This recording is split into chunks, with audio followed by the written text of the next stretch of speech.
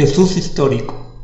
El domingo siguiente a la fiesta de los Reyes Magos se da la segunda Epifanía, cuando Jesús se manifiesta como hombre al pueblo donde históricamente nació, es decir, a los judíos, y en el río Jordán recibe el bautismo por el más grande de los profetas, Juan el Bautista, y el Espíritu Santo en forma de paloma desciende sobre Jesús y nos invita a seguir todo lo que Él nos diga. Es el momento de la plenitud para nuestra salvación, que termina en el sacrificio de la cruz y su posterior resurrección al tercer día. Conozcamos más de Jesús a través de la historia y del mundo que le rodea en ese tiempo. Jesús parte la historia, ya que el calendario actual del occidente, el gregoriano, guarda todos sus hechos a través de los siglos antes y después de Cristo, y sin embargo, estudios más recientes nos indican que el mismo Jesús nació por el año 6 al año 4 antes de Cristo. Citando fuentes externas, Herodes el Grande reinó como vasallo de los romanos entre el 37 y el 4 antes de Cristo, y a su vez el historiador Flavio Josefo sitúa el censo que obliga a José y a María a ir a Belén por el año 6 antes de Cristo. Jesús vivió en un país pequeño e insignificante, que durante su historia es dominado por diversas naciones más poderosas. Antes de Jesús, los griegos implementaban una cultura helénica con adoración a muchos dioses y un imperio romano bien organizado que domina a través de impuestos para dar cierta libertad a sus aliados. El pueblo de Israel vive fuertemente una promesa de ser el pueblo elegido, lo cual es considerado como ser libre y dominar, pues entre ellos estará Dios como su líder y protector.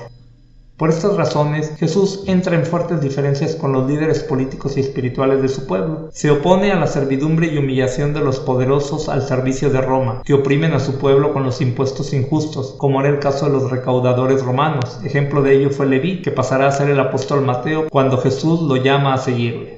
Con los líderes religiosos choca mucho por las prácticas culturales que se han introducido y a las cuales se les da más importancia que al amor de Dios, como es el pago del diezmo de cosas muy insignificantes como la menta, el anís y el comino, los sacrificios en el templo, el uso de una moneda específica para la limosna del templo, el lavarse hasta los codos antes de comer y un poco más de 600 prácticas que debería seguir un judío para ser un buen practicante de su fe. Los fariseos son la clase religiosa dominante en tiempos de Jesús. Son llamados hipócritas porque su único interés es el dinero y el poder. Imponen duras cargas al pueblo, pero ellos solo aparentan cumplirlas. Son los maestros de la interpretación de la ley, pero en su corazón no buscan a Dios. Todo esto hace que Jesús choque fuertemente con la clase religiosa y los que ostentan el poder de su pueblo, lo que al final lo lleva a la cruz, y a pesar del rechazo, es como se cumple la palabra de Dios anunciada desde antiguo y repetida por sus profetas. Él cargará con nuestros pecados y nos reconciliará con el Padre. Y así, a través de los siglos y siguiendo cada uno su propio albedrío, Dios escribe la verdadera y única historia de la salvación para cada uno de nosotros, sus hijos, para salvar al mundo entero. En el MUMI te invitamos a seguir conociendo al Jesús histórico para crecer en la fe y puedas así vivir el encuentro entre culturas.